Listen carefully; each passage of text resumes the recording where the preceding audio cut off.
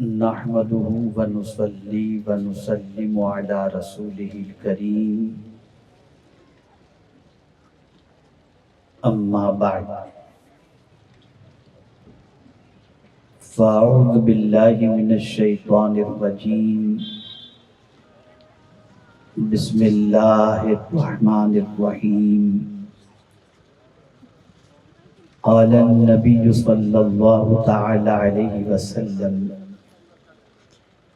العلم حیات الاسلام صدق رسول اللہ صلی اللہ تعالی علیہ وسلم۔ قابل قدر سادات کرام و فخر گجرات و دیگر علماء ذوی الاحترام، حاضرین و حاضرات، السلام علیکم ورحمۃ اللہ وبرکاتہ۔ میرے پیارے آقا صلی اللہ تعالی علیہ وسلم کے پیارے دیوانوں، جس طریقے سے میں پڑھا ہوں، عقیدت و محبت میں ڈوب کر اسی طریقے سے درود و سلام کا نذرانہ پیش کریں۔ الصلاۃ والسلام علیک یا رسول اللہ، الصلاۃ والسلام علیک یا حبیب اللہ،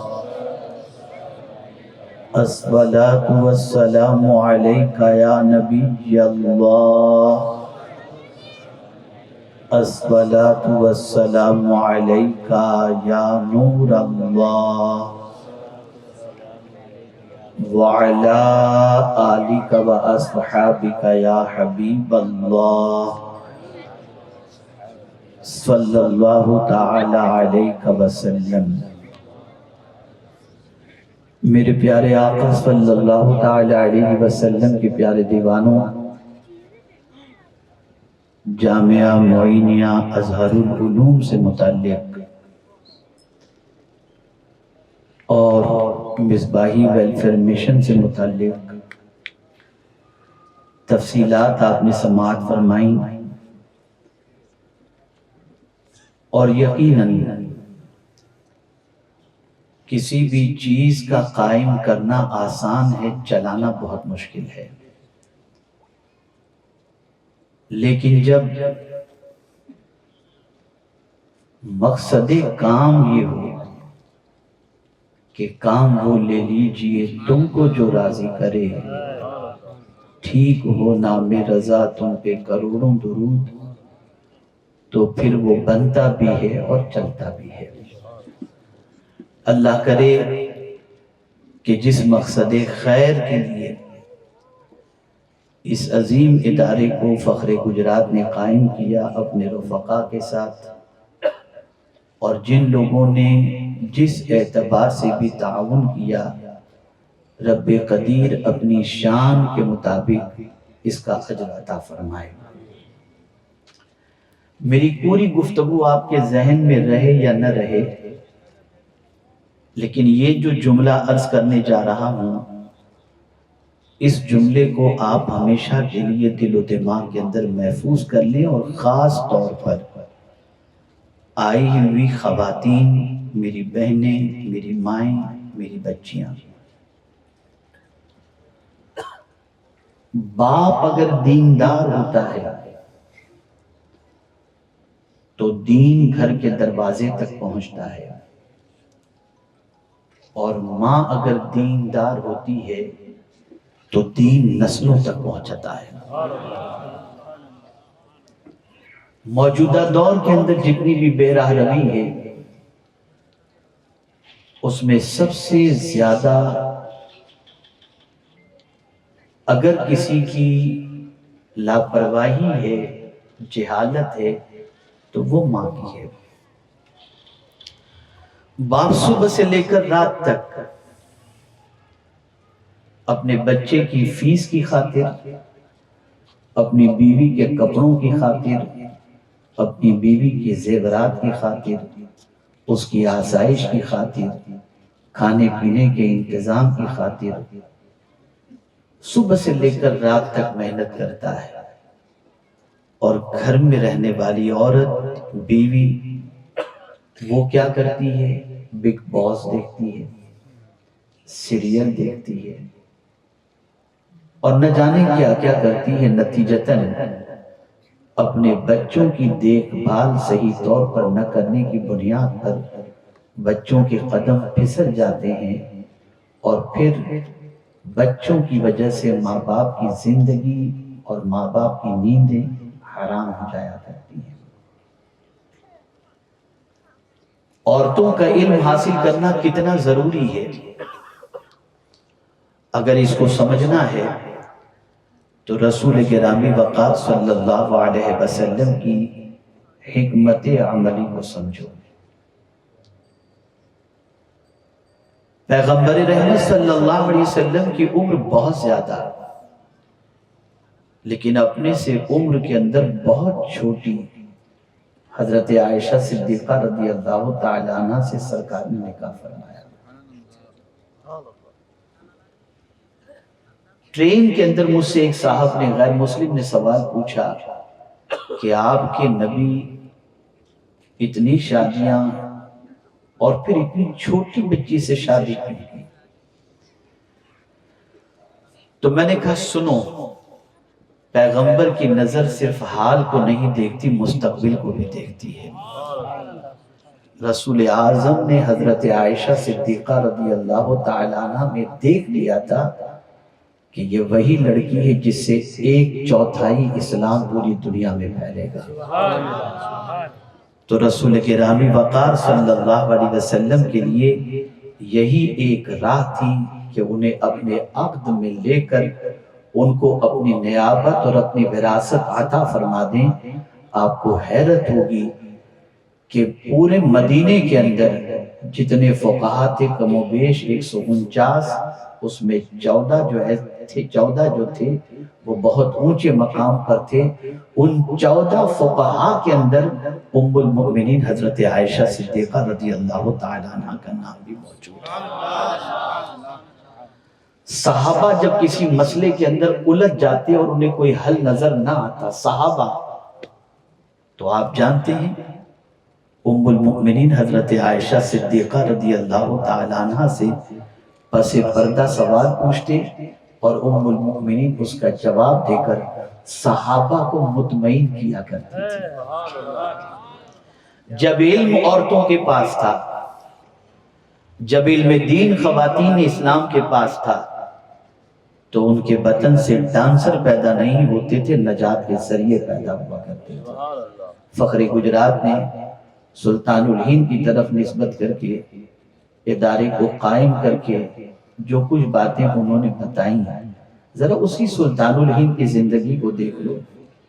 بنگال کی سرزمین پر جب 5 لاکھ کے قریب لوگوں نے خواجہ غریب نواز رحمت اللہ تعالی علیہ کے ہاتھوں پر توبہ کی، تو سلطان الہند نے اپنی ماں کو خط لکھا اور اس میں لکھا، ماں اللہ کا شکر ہے کہ تیرے بیٹے معین کے ہاتھوں پر اللہ نے 5 لاکھ لوگوں کو کم و بیش توبہ کی توفیق عطا فرمائی۔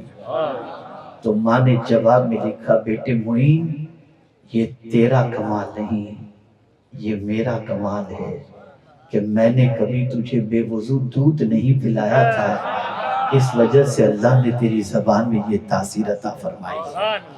یہ ماں کا کردار تھا۔ تاجدار کربلا نے میدان کربلا میں سب کچھ لٹا دیا، سجدہ نہیں چھوڑا زخموں کے باوجود۔ وجہ کیا تھی؟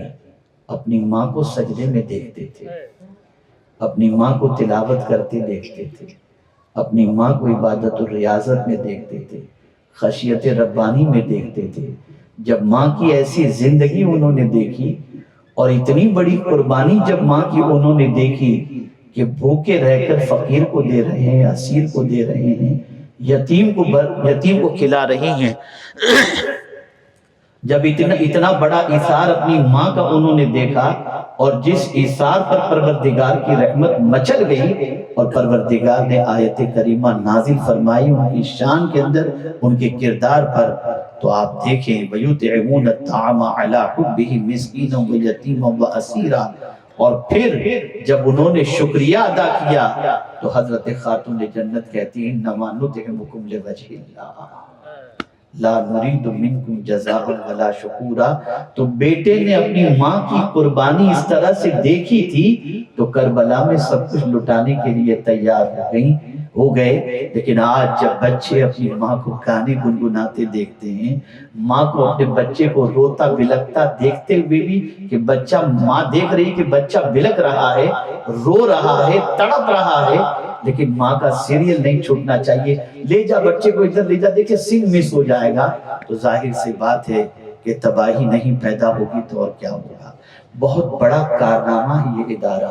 یہاں اس ادارے کے ذریعے جو بچیاں زیور علم سے آراستہ ہوں گی، مجھے یقین ہے کہ ان کی نسلوں سے اللہ ایسے بچوں کو جنم دے گا جو بچے مصطفیٰ جان رحمت کی محبت کا چراغ لوگوں کے سینوں میں انشاءاللہ روشن کریں گے. میں آپ کو بتاؤں، آج ڈے بائی ڈے سچویشن بدلتی جا رہی ہے. ماؤں کی پوزیشن یہ ہے، جہاں ماں بنی تو بچے کو دودھ پلانے کے لیے ماں گھبراتی ہے کہ میرا فیگر خراب ہو جائے گا، میں نے اگر بچے کو دودھ پلایا تو ڈبے کا دودھ پلاتی ہیں، بچہ اس سے طاقتور ہو جائے گا.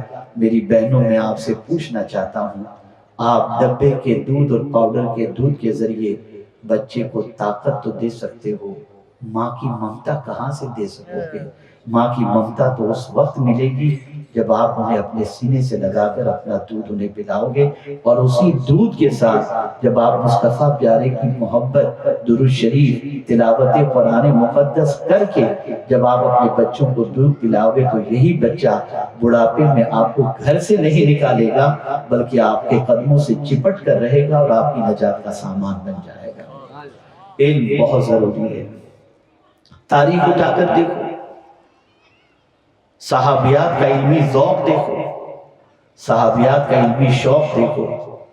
صحابیات رسول اعظم کی بارگاہ کے اندر حاضر ہوتی تھی اور عرض کرتی تھی یا رسول اللہ صلی اللہ تعالی علیہ وسلم. صحابہ تو تشریف لاتے ہیں، آپ سے نصیحتیں سنتے ہیں، ہمارے لیے بھی کوئی دن مقرر کر دیجئے تاکہ ہم بھی آپ سے کچھ نصیحتیں سن کر اپنی زندگی میں انقلاب پیدا کریں. اللہ اکبر. پیغمبر رحمت صلی اللہ علیہ وسلم کو ان کا یہ سوال اتنا پسند آیا کہ رسول اعظم صلی اللہ علیہ وسلم نے ان کی تعلیم کے لیے خاص طور پر بدھ کا دن فکس فرمایا، اور بدھ کے روز خواتین کو مصطفیٰ جان رحمت صلی اللہ تعالی علیہ وسلم تعلیم دیا کرتے تھے. اے رسول اعظم صلی اللہ علیہ وسلم کے دیوانوں، آج ہماری عورتوں کی پوزیشن یہ ہے کہ نہ غسل کے مسائل سے واقفیت ہے، نہ طہارت کے مسائل سے واقفیت ہے، نہ نجاست کے مسائل سے واقفیت ہے، نہ پاکی کے مسائل سے واقفیت ہے، کوئی مسئلے سے واقفیت قطعی طور پر نہیں ہے. نیل پالش لگی ہے، غسل کر رہی ہے، نہیں ہو رہا، بالوں میں پتہ نہیں کیسے کیسے کلر کرتی ہیں، پتہ نہیں غسل ہو رہا ہے یا نہیں ہو رہا، غسل کے فرائض جانتی ہیں کہ نہیں جانتی، وظیفے پڑھتی رہیں گی لیکن انہیں یہ خبر نہیں کہ مسائل کیا ہیں، انہیں یہ خبر نہیں کہ پاکی اور طہارت کے مسائل کیا ہیں. یہ سیکھنا فرض ہے، یہ سیکھنا ضروری ہے. اگر یہ نہیں سیکھو گی تو یاد رکھنا زندگی پر اگر لا علمی کی بنیاد پر، جہالت کی بنیاد پر آپ نے اپنی زندگی گزارتے ہوئے نمازیں ادا کی، اللہ ان نمازوں کو کیسے قبول فرمائے گا. آپ ذرا دیکھو پیغمبر رحمت صلی اللہ تعالی علیہ وسلم کے جانثاروں نے علم کے لیے کیسے محنت کی. آپ جانتے ہیں حضرت مالک بن انس رضی اللہ المولا تبارک و تعالی عنہ، بڑا عظیم نام. حضرت ربیعۃ الرائے فروخ کے صاحبزادے خراسان کی سرزمین پر جہاد کے لیے فروخ نکلے تھے تو اپنی بیوی کو 30,000 درہم انہوں نے دیا تھا کہ یہ تمہارے خرچ کے لیے رکھو. ان کے شکم کے اندر حضرت ربیعہ پرورش پا رہے، مطلب شکم کے اندر موجود تھے، ابھی ولادت نہیں ہوئی تھی. 27 سال کے بعد جب پلٹے تو ہاتھ میں نیزہ تھا، گھوڑے پر آئے اور سیدھا اپنے گھر کے دروازے پر پہنچے اور نیزہ دروازے پر مارا، دروازہ کھولا تو دیکھا ایک نوجوان نکلا ہے، تو نوجوان نے کہا تم میرے گھر پر حملہ کرنے والے کون ہوتے ہو؟ یہاں تک کہ دونوں کے درمیان، فروخ اور ربیعہ کے درمیان آپس کے اندر کشتی شروع ہو جاتی ہے، تھوڑا سا جھگڑا شروع ہو جاتی ہے۔ اتنے میں حضرت امام مالک تشریف لاتے ہیں۔ امام مالک نے فاروق سے کیا کر رہے ہو تم؟ تب انہوں نے کہا کہ یہ میرا گھر ہے اور میں اپنے گھر میں داخل ہو رہا ہوں۔ تو کہا تم تمہارے گھر میں داخل ہو رہے ہو؟ کہا ہاں، میں 27 سال کے بعد حاضر آیا ہوں۔ تو پھر ان کی بیوی نے جب سنا تو ان کی بیوی نے کہا اچھا یہ میرے شوہر 27 سال میں چہرہ بدل جاتا ہے، انداز بدل جاتا ہے، شکلوں میں تبدیلیاں پیدا ہو جاتی ہیں۔ پھر جب پتہ چل جاتا ہے کہ ربیعہ ان کا ہی بیٹا ہے، دونوں باپ بیٹے بغلگیر ہوتے ہیں اور اس کے بعد رونے لگتے ہیں۔ 2-4 روز گزرے تھے تو حضرت فروخ نے اپنی بیوی کو 4000 درہم مزید عطا فرمائے اور اس سے پوچھ لیا کہ میری بیوی یہ بتاؤ، میں نے تمہیں 30,000 درہم جاتے وقت دیے تھے، اس کا تم نے کیا کیا؟ محفوظ ہیں، ختم ہو گئے، کیا ہوا؟ کہا میں نے اس کو اچھی جگہ پر دفن کیا ہے، تمہیں پتہ چل جائے گا۔ انہوں نے سنا اور سننے کے بعد مسجد کے اندر تشریف لے گئے تو دیکھا مسجد کے اندر درسگاہیں لگی ہوئی ہیں اور ان کا بیٹا ربیعہ درس دے رہا ہے اور اس درس کے اندر امام مالک بیٹھے ہوئے ہیں۔ اللہ اکبر، اللہ اکبر۔ جب وہ پلٹ کر کے گھر آتے ہیں، بیوی سے کہتے ہیں اپنے بیٹے کو تو اللہ نے بڑا اونچا مقام عطا فرمایا۔ تو ان کی بیوی نے کہا آپ مجھے یہ بتائیے کہ اگر میں نے 30,000 درہم میں یہ کہوں کہ ربیعہ کو تیار کرنے میں اس کی تعلیم کے پیچھے میں نے خرچ کیے ہیں تو یہ میرا خرچ کرنا واجبی ہوگا، ہوا یا نہیں ہوا؟ اتنا سننا تھا کہ حضرت فروخ کہتے ہیں اگر تم نے اس کی تعلیم کے پیچھے خرچ کیے تو اور بھی خرچ کرتی تو کوئی فرق نہ پڑتا، اس لیے کہ جو مقام میرے بیٹے کو ملا ہے اس مقام کو دیکھ کر جو مجھے مسرت ہو رہی ہے کسی اور چیز سے اتنی مسرت نہ ہوتی۔ یہ ماؤں کا کردار تھا۔ آج تو زیورات چاہیے نا، آج تو ڈائمنڈ چاہیے، ہر شادی میں نئے کپڑے چاہیے، یہ چاہیے وہ چاہیے، اس میں کون بچوں کے پیچھے خرچ کرتا ہے؟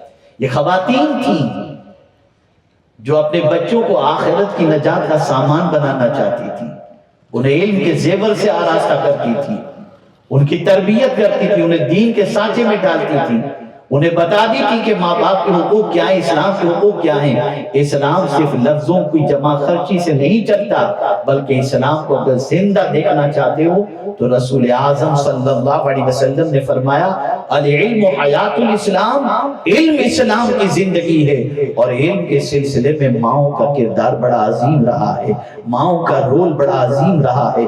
جب تک مائیں اپنے بچوں کو سنبھال کر، خود غوث پاک کی زندگی دیکھو، اللہ اکبر، جب اپنی ماں سے کہتے ہیں ماں میں بغداد جانا چاہتا ہوں حصول علم کے لیے، تو ماں نے کہا بیٹے جاؤ ضرور، لیکن جب تم وہاں سے پلٹ کر آؤ گے تو تمہیں اپنی ماں کی زیارت نہیں ہو سکے گی، اب تمہاری ہماری ملاقات میدان قیامت ہی میں ہوگی۔ بڑھاپے کی دہلیز پر تھی ماں، سنبھالنے والے صرف غوث پاک تھے، لیکن بیٹے نے جب یہ کہا، ماں اجازت دیتی اپنے بیٹے کو علم حاصل کرنے کے لیے، اللہ اکبر، کچھ دنوں کے بعد ماں کی یاد ستاتی ہے تو اللہ اکبر، غوث پاک پھر پلٹ کر جیلان کی سرزمین پر آتے ہیں، دروازے پہ دستک دیتے ہیں تو ماں کہتی ہے کون؟ ماں تیرا بیٹا عبد القادر۔ کہا بیٹے کیا علم مکمل ہو چکا؟ میں تیرا چہرہ اس وقت دیکھوں گی جب تو علم کے زیور سے مکمل آراستہ ہو جا، بیٹا اب تیری میری ملاقات میدان قیامت میں ہوگی۔ یہ ماؤں کی قربانیاں تھیں، تب جا کر کے علم آج ہم تک پہنچا ہے اور اسلام ہم تک پہنچا ہے۔ آج کی ماؤں نے یہ سب چھوڑ دیا، لیکن وہ مائیں قربانیاں کیوں دیتی تھیں؟ اس لیے کہ وہ خود علم کے زیور سے آراستہ تھی۔ وہ قربانیاں کیوں دیتی تھی؟ وہ علم کی اہمیت کو جانتی تھی۔ وہ قربانیاں کیوں دیتی تھی؟ وہ علم کے مقام کو جانتی تھی۔ یاد رکھیے اگر میں یہ کہوں تو غلط نہ ہوگا کہ آج بے خوف و خطر سارے گناہ لوگ کر رہے ہیں، مرد ہو یا خواتین، اللہ ماشاءاللہ۔ اس کی وجہ سب سے بڑی یہ ہے کہ وہ اپنے رب کے بارے میں کچھ نہیں جانتے، علم ان کے پاس نہیں ہے، ورنہ قرآن کہتا ہے انما یخشی اللہ من عبادہ العلماء، صاحب علم جو ہوگا وہ اللہ سے ڈرتا ہوگا۔ اللہ کی پکڑ سے ڈرتا ہوگا، اللہ کی گرفت سے ڈرتا ہوگا، اللہ کی خشیت میں لرزتا ہوگا۔ میرے پیارے آقا صلی اللہ علیہ وسلم کے پیارے دیوانوں، اس لیے میری آپ تمامی حضرات سے گزارش ہے کہ آپ جہاں اپنے بچوں کو علم کے زیور سے آراستہ کرتے ہیں وہیں اپنی بچیوں کو بھی علم کے زیور سے آراستہ کریں۔ بڑا شور اس وقت ہندوستان میں بپا ہے، بڑا واویلا مچا ہوا ہے، بچیاں بھاگ رہی ہیں، مذہب تبدیل کر رہی ہیں، یہ ہو رہا ہے وہ ہو رہا ہے، سب کا ایک ہی علاج ہے، علم دین پاک مصطفیٰ صلی اللہ علیہ وسلم، ایک ہی علاج ہے۔ بچی بچ جائے گی، آوارگی کی دہلیز پر بچی جانا چاہتی ہے، اسے علم دین دے دو، ڈر پیدا ہو جائے گا۔ آپ چاہتی ہو بچی سسرال جا کر کے شوہر کا حق ادا کرے، اسے علم دین دے دو۔ آپ چاہتے ہو کہ اگر آپ کی بچی اچھے بچے اور وفادار آپ کو نواسے اور پوتے عطا کرے، اپنی بچی کو علم دین دے دو۔ جب تک کہ آپ علم دین کے زیور سے اپنی بچیوں کو آراستہ نہیں کریں گے، یہی بچیاں باپ کے لیے کلنک بھی بن جائیں گی، شوہر کے لیے سر کا درد بھی بن جائیں گی، اور ماں باپ کے لیے ٹینشن کا سبب بھی بن جائیں گی۔ بڑا عظیم کارنامہ ہے جامعہ معینیہ کا قیام۔ اللہ تعالیٰ اس ادارے کو دین دنیا رات چوگنی ترقی عطا فرمائے۔ دیکھیے آخری بات میں عرض کر دوں، سب سے زیادہ مظلوم طبقہ پہلے بھی اور آج بھی بچیاں ہیں، عورتیں، سب سے بڑا مظلوم۔ یہ اتنا مظلوم طبقہ ہے جس کی کوئی انتہا نہیں۔ حد تو یہ ہے کہ اب مسلمانوں میں وہی دور جہالت والی پوزیشن آ گئی۔ بچی پیدا ہوئی تو دوستوں کو کہنے میں شرماتے ہیں کہ میرے گھر بچی پیدا ہوئی، اور بچہ پیدا ہوا تو فون کر کر کے ارے ماشاءاللہ میرا وارث آ گیا، میرے یہاں بیٹے کی پیدائش ہوئی ہے۔ یہ سچویشن ہو گئی۔ کبھی ماں کا چہرہ اتر جاتا ہے۔ مجھے خود ابھی ایک ماہ پہلے ہمارے یہاں جو خاتون کام کرنے آتی ہیں، انہوں نے ہماری اہلیہ کو بتایا ہوگا کہ اس کی کوئی کام کرنے والی سہیلی جو تھی، اس کے یہاں 3 بچیاں تھیں، اور پھر وہ امید سے رہی تو اس کے شوہر نے اس کو بھیج دیا، بولے لڑکا پیدا ہو تو آنا، لڑکی پیدا ہو تو تم آنا۔ یہ سچویشن ہے۔ کل بھی یہ طبقہ بڑا مظلوم تھا۔ آج بھی وراثت کے معاملے کے اندر باپ بیٹی کے حوالے سے تھوڑا سا کنجوس ہو جاتا ہے، بیٹے کے نام پہ سب کچھ لکھنے کے لیے تیار ہو جاتا ہے، یہ میرا کاندھا بنے گا، نہ یہ کاندھا دے گا، نہ پتہ نہیں کیا کیا دے گا، کچھ نہیں دیتا۔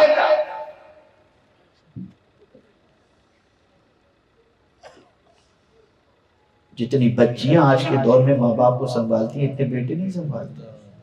دیکھ لیجیے گا، ایک واقعہ ہے تو لطیفہ نما لیکن سبق آموز ہے۔ ایک صاحب نے شادی کی، نکاح کے بعد دونوں کمرے میں گئے تو دونوں نے ایک قسم کا معاہدہ کیا کہ دیکھو صبح جو نا اپنے یہاں کمرے میں بہت لیٹ پہنچے ہیں، صبح کوئی بھی دروازہ کھٹکھٹائے، چاہے تمہارے گھر والا چاہے میرے گھر والا، لیکن ہم 10 بجے سے پہلے دروازہ نہیں کھولیں گے۔ بیوی نے بھی کہا ٹھیک ہے، شوہر نے بھی کہا ٹھیک ہے۔ 9 بجے تو شوہر کے باپ نے دروازے پہ دستک دی، سی سی ٹی وی میں اس نے دیکھ لیا کہ ابا ہے، نہیں کھولا، وعدہ کیا تھا اپنی بیوی سے۔ وہ چلا گیا تو لڑکی کا باپ آیا، اور لڑکی کے باپ نے دروازہ کھٹکھٹایا تو اب باپ دروازے پہ دستک دے رہا ہے تو لڑکی کی آنکھوں میں آنسو ہے۔ شوہر کیوں رو رہی ہے؟ کہا مجھے اچھا نہیں لگتا میرا باپ دروازے پہ دستک دے رہا ہے۔ اچھا بولے ٹھیک ہے، تیرا دل رو رہا ہے، کھول دے تیرے باپ کے لیے۔ ہو گیا، بات آئی گئی ہو گئی۔ بچے بھی اس کے گھر، پہلا بیٹا ہوا، دھوم سے اس کی برتھ ڈے منائی، دوسرا ہوا 200 آدمیوں کا کھانا کیا، اچھی طرح سے برتھ ڈے منائی، تیسرا بچہ ہوا پھر 200 کا، پھر اچھی طرح سے برتھ ڈے منائی. لیکن جب بیٹی پیدا ہوئی، سمجھیے گا، جب بیٹی پیدا ہوئی تو 600-800 آدمیوں کا کھانا اس نے رکھا. تو اس کی بیوی کو حیرت ہوئی کہ دنیا بیٹے کی خوشی کے اندر زیادہ خرچ کرتی ہے، تم نے 3 بیٹے پیدا ہوئے تو تینوں بیٹوں کے اندر 200 لوگوں کی دعوت کی، اور بیٹی کی ولادت پر تم نے اتنی بڑی دعوت کی، وجہ کیا ہے؟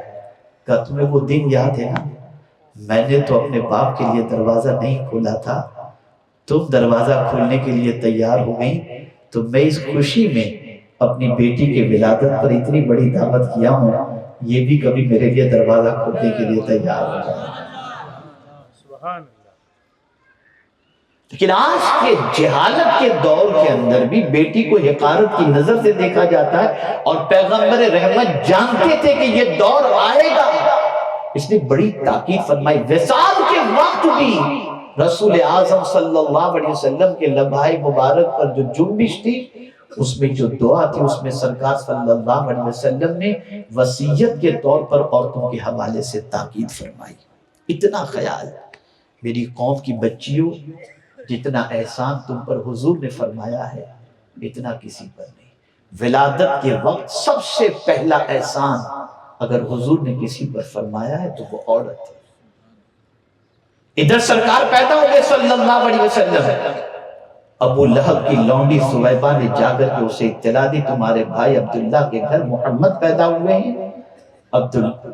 فوراً جو ہے ابو لہب نے سویبہ کو آزاد کر دیا. پتہ چلا حضور کی ولادت ہی سے عورتوں کو غلامی سے آزادی ملنی شروع ہو گئی. ولادت کا پہلا صدقہ عورت کو ملا ہے. اور آج کی عورتیں حضور کے طریق کو چھوڑ کر، حضور کی تعلیم کو چھوڑ کر، مشن کو چھوڑ کر پتہ نہیں کہاں جا رہی ہیں. اے رسول اعظم صلی اللہ علیہ وسلم کے دیوانوں اور اے خواتین اسلام، اپنی علمی پیاس بجھاؤ. جتنا فخر گجرات سے کرنا تھا اتنا انہوں نے کیا، مزید وہ کریں گے انشاءاللہ العظیم. اللہ ہم سب سے وہ کام لے جس سے اللہ اور اس کے رسول راضی ہو جائیں. دیکھیے ایک بات میری یاد رکھیے گا، جے پور کی سرزمین پر ہم نے S D I education centre کی جب بنیاد رکھی تو ایک صاحب زمین و آسمان کے کلابے میرے بارے میں ملانے لگے، یہ کیا نا وہ کیسا ہونے لگا. پھر خاموشی سے سنتا رہا، اندر سے تھوڑی سی تکلیف بھی ہو رہی تھی کہ یار اتنا. پھر اللہ نے میری زبان پر ایک جملہ جاری فرما دیا بڑا پیارا، کام دنیا دیکھتی ہے اور نیت خدا دیکھتا ہے. بس اعلیٰ حضرت عظیم البرکت امام عشق و محبت کے اس شعر کو ہمیشہ پیش نظر رکھنا ہے. کام وہ لے لیجئے تم کو جو راضی کرے. دنیا راضی ہو کے 2-4 ہار پہنا دے گی، تعریف کر دے گی، گاڑی دلا دے گی، بنگلہ دلا دے گی، پیسے دے دے گی، یہی تو کرے گی. جنت نہیں دے سکتی. جنت تو مصطفیٰ راضی ہو گئے تو مل جائے گی، اللہ راضی ہو گیا تو مل جائے. اللہ تعالیٰ ان سارے کام کو اپنی بارگاہ میں قبول فرمائے اور ہم سب سے وہ کام لے جس سے اللہ عز و جل اور اس کے رسول صلی اللہ علیہ وسلم راضی ہوں. میں دل کی عطا گہرائیوں سے فخر گجرات کو، ان کے رفقا کو، ان کے معاونین کو ہدیہ تبریک پیش کرتا ہوں. اللہ تعالیٰ سب پر کرم کی نظر فرمائے. یوں بھی اہل سنت و جماعت کے ادارے خواتین سے متعلق یا مردوں سے متعلق کم ہیں، اسکولز بھی کم ہیں. ابھی ضرورت ہے کہ ان ساری چیزوں پر توجہ دی جائے. لیکن جیسا کہ فخر گجرات نے کہا کہ آپ بچیاں دیجیے، اس لیے کہ ظاہر سی بات ہے عمارت ہو اور پڑھنے والے کوئی نہ ہو تو تکلیف ہوگی. اور الحمدللہ 50% ایڈمیشن ہو چکا ہے. مزید کے لیے آپ کوشش کریں. اللہ ہم سب پر کرم کی نظر فرمائے. وما علینا الا البلاغ المبین. السلام علیکم ورحمۃ اللہ وبرکاتہ.